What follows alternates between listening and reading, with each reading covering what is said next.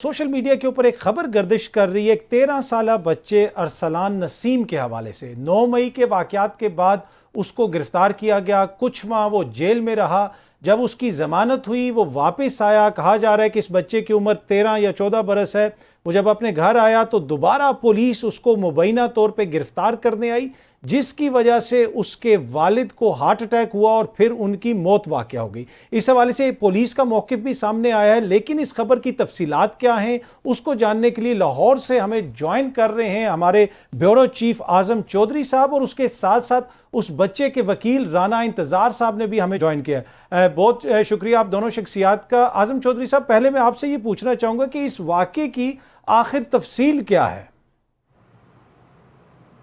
जी अतर साहब, ये एक अरसलान नाम का बच्चा है जो 9वीं क्लास का तालिब इल्म है और गुलबर्ग से मुल्हिका एक आबादी मक्का कॉलोनी, वहाँ पे इंतहाई एक छोटे से घर में गरीब फैमिली से बिलोंग करता है। इसका 5 इसकी बड़ी बहनें हैं जो इससे बड़ी हैं, एक इसका छोटा भाई है और वालिद इसका इंतहाई गरीब और मज़दूर आदमी था जो कभी कहीं नौकरी कर ली या पार्ट टाइम कोई रिक्शा वगैरह चला लिया।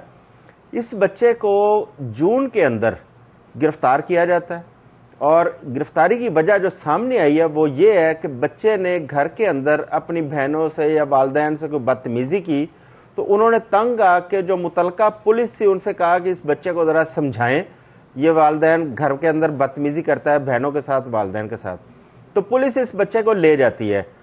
कोई एक आध दिन बाद उन्होंने दोबारा रब्ता किया कि जी बच्चा वापस दे दें, तो पुलिस ने कहा जी कि अब वापस नहीं मिल सकता, वो तो जो अस्करी टावर को आग लगाई गई थी बच्चा उसमें नॉमिनेट कर दिया गया। ये एक बहुत बड़ा मसला बन गया, परेशानी उस फैमिली को परेशानी हुई। उन्होंने फिर राना इंतज़ार साहब जो लाहौर बार के प्रेसिडेंट भी हैं, वकील हैं, उनसे रब्ता किया और उस बच्चे को ज़मानत के लिए कोर्ट में चले गए। बहरहाल कोई 1.25 महीने के बाद उस बच्चे की ज़मानत होती है, वो बच्चा घर आता है। इस दौरान पुलिस की गाड़ियां उसके घर आती हैं, दोबारा छापा मारा जाता है, उसकी बहनों के साथ बदतमीज़ी की जाती है, उसके वालिदैन के साथ। उसका वालिद बूढ़ा आदमी था, उसको पुलिस की मौजूदगी में हार्ट अटैक होता है। हार्ट अटैक के वक्त उसको उसी वक्त उठाया जाता है, जनरल हॉस्पिटल लेके जाते हैं, लेकिन उनकी डेथ हो जाती है। अब जहाँ तक हमें पता चला है कि पुलिस ने ज़बरदस्ती उनको नमाज जनाजा करवाई और उसी वक्त उनको दफना के और फैमिली को इतना खौफजदा कर दिया कि आपने इसका कहीं जिक्र नहीं करना, और बच्चे को दोबारा पुलिस अपनी कस्टडी में थाना गालब मार्केट ले गई। ठीक। अब उसके बाद वो फैमिली इतनी खौफजदा हुई, अभी हमने आज अपनी टीम भिजवाई उसकी फैमिली की कवरेज के लिए, तो पता चला उस मोहल्ले के अंदर एक अजीब खौफो हरास की वहाँ पर कैफियत थी। लोग डरते हुए बेचारे बोल भी नहीं रहे थे और उन्होंने ये बताया कि जी वो फैमिली तो ताला लगा के कहीं और चली गई है क्योंकि पुलिस बहुत ज़्यादा तंग कर रही है और बच्चे का कोई पता नहीं है कि पुलिस ने उसको कहाँ रखा है और किस हाल में रखा है। ठीक है, ये उस बच्चे के वकील राना इंतज़ार साहब भी हमारे साथ मौजूद हैं। राना साहब, कितना अरसा ये मुकदमा चला? उस बच्चे की उम्र आप कंफर्म कर सकते हैं कि वो नाबालिग बच्चा है, 13-14 साल का बच्चा, और वो 2-3 माह जेल के अंदर रहा? देखें, जो उसका बे फॉर्म है वो मेरे पास अवेलेबल है क्योंकि सारा केस ही मैंने किया। इनका बड़ी गरीब फैमिली है ये, और उसका जो बर्थ सर्टिफिकेट है वो अदालत ने नादरा से वेरीफाई भी करवाया। उसके बाद कोई चीज़ रह नहीं जाती। बच्चे की उम्र बिल्कुल 14 साल है, 14 नहीं कहेंगे तो आप 15 कर लेंगे, इससे ज़्यादा तो नहीं हो सकती। उसने 9वीं क्लास का बोर्ड का एग्ज़ाम मई में दिया, तो 9वीं क्लास का बच्चे की एज क्या होती है आपको भी पता है, मुझे भी पता है।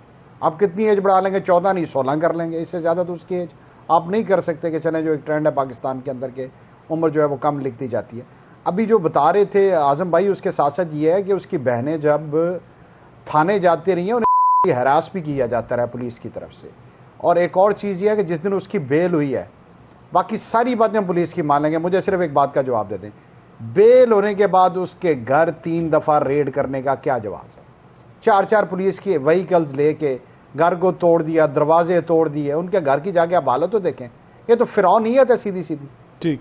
अच्छा, तो उसके बाद ये है कि उसका फादर ने, इनके पाँव भी पड़ा पुलिस के, उसकी वालदा भी पड़ी है कि हमारे बच्चे की बेल हो चुकी है, हमारी जान छोड़ दें। और इसी सदमे के तहत उस फादर जो ऑलरेडी हार्ट पेशेंट था, उसको हार्ट अटैक हुआ, उसकी डेथ होगी। और उससे बड़ा जुल्म, जनाजे में शिरकत नहीं करने दी बच्चों को, जल्दी से जनाजा पढ़ाएं, फारिग करें, इसके बाद क्या इशू था इनके पास? ये सारे मामला वहाँ होते रहे हैं। और ये अच्छा, बड़ी अनफॉर्चुनेट सिचुएशन है कि हम किस मुल्क के अंदर रह रहे हैं। अच्छा, वैसे इस हवाले से जो डीआईजी ऑप्स हैं लाहौर, उनके ऑफिशियल ट्विटर हैंडल से जो पुलिस ने ट्वीट की है उसके मुताबिक वो लिखते हैं अपनी ट्वीट में, इस जराए ने सोशल मीडिया पर अरसलान नसीम के बारे वायरल होने वाली एक पोस्ट जिसमें ये गलत तासुर दिया गया कि पुलिस के तशद्दुद से अरसलान के वालिद हलाक हुए को प्रोपेगेंडा, मनगढ़ंत कहानी, हकायक के मुनाफी और बेबुनियाद करार दिया है। पुलिस ज़राए के मुताबिक तशद्दुद वाली बात बिल्कुल झूठ और गलत है। बुजुर्ग की तिब्बी मौत को मुख्तलिफ रंग देकर सोशल मीडिया के ऊपर सनसनी फैलाने की नाकाम कोशिश की गई और बुजुर्ग जो हैं वो शहरी की, अब जो बुजुर्ग शहरी हैं उनकी अब तक तदफीन भी हो चुकी है। ये पुलिस का मौक़िफ़ है। अच्छा, इस ट्वीट के अंदर एक जो मेरे लिए जो चीज़ थोड़ी सी बाइसे हैरत है कि पुलिस ट्वीट कर रही है कि पुलिस ज़राए, भाई पुलिस खुद बताए ना कि जी हमारी ये इंफॉर्मेशन है। पुलिस के ज़राए, पुलिस के किन ज़राए ने उनको बताया, ये चीज़ है। अच्छा राना साहब, जिस तरह ये पुलिस ये कह रही है कि ये तो एक बिल्कुल मनगढ़ंत किस्म की कहानी है और किसी किस्म का कोई तशद्दुद नहीं हुआ, क्या तशद्दुद के हवाले से भी कोई आपके पास इन इल्ज़ामात के हवाले से कोई ऐसी चीज़ सामने आई है कि उस बुजुर्ग शहरी पे तशद्दुद हुआ या सिर्फ हार्ट अटैक की वजह से उनकी मौत हुई? देखिए, पुलिस पे जो एलिगेशंस हैं वो पहले मैं आपको बता देता हूँ। पहला एलिगेशन है कि वो बच्चा जो है बहनों के साथ उसकी लड़ाई हुई थी, आपने पकड़ के उसे 9 मई के वाक़यात में डाल दिया। इसकी इंक्वायरी की जाए। सेकंड ये है कि उसकी बहनों को जो पुलिस हरास करती रही है। थर्ड एलिगेशन है कि जब बेल होगी थी उसके बाद इस पे घर पर रेड्स की क्या ज़रूरत थी। और जो रहा टॉर्चर की बात, फिजिकल टॉर्चर नहीं किया मगर ये मेंटल टॉर्चर की वजह से हुआ है। मैं कब कह रहा हूँ कि उन्होंने फिजिकल, पुलिस ने बिल्कुल फिजिकल टॉर्चर नहीं किया उन पर, मगर बात यह कि जो जिसकी उम्र 70 साल है, आप जाके उसको डराते धमकाते हैं, बार बार करते हैं, अब वो स्ट्रेस नहीं ले सका इस चीज़ का। आप इन 3 सवालों का जवाब दे दें डीआईजी साहब से, हम पूछ लेते हैं कि जो मैंने अभी किए हैं इनसे, कि बच्चे को एविडेंस दें कि किस तरह इस केस में रखा गया, उसकी बहनों के साथ ये सलूक किया गया, और ख़ास तौर पर ज़मानत होने के बाद। और एक और चीज़ बता दूं अतर भाई जी, मैंने ये केस प्रो बोनो किया है उनके गरीब होने की वजह मतलब जो लोग सुन रहे हैं कि वकील साहब ने ये केस जो है बिल्कुल फ्री ऑफ कॉस्ट किया है, उसकी कोई फीस नहीं लिया। हाँ जी, बिल्कुल। और उसके बाद मैंने ये 3 इनके हर हाई ऑफिशियल से 1.5 माह में रब्ता किया कि यार अब ज्यादती कर रहे हैं, कोई इंसानियत नाम की भी कोई चीज़ है। मगर जब तक ये सोशल मीडिया ट्रेंड नहीं बना, पुलिस ने तो कान नहीं धरे इस पर। जिस दिन इसके घर पर अटैक हुआ है और उसके बाद भी हुआ, उस दिन भी एसपी रैंक से ऊपर मैंने बात की है, उस दिन भी इन्होंने कान नहीं धरे। ठीक है, चले। अब ये जो है सोशल मीडिया पे चला तो अब इन्हें सारी बातें याद आ गई हैं। इस हवाले से हमने भी पुलिस से रब्ता करने की कोशिश की। लाहौर पुलिस से हमारी टीम ने मुतअद्दिद बार कांटेक्ट किया कि आप भी अपना कोई रिस्पांस दें, आप इस हवाले से क्या कहते हैं, आपका मौक़िफ़ क्या है, लेकिन उस तरफ से कोई जवाब नहीं आया। अगर कोई तफसीलात सामने आती हैं तो हमारी कोशिश होगी कि वो भी आपके साथ शेयर की जाएँ। राना इंतज़ार साहब, आज़म चौधरी साहब, आप दोनों शख्सियात का बहुत बहुत शुक्रिया।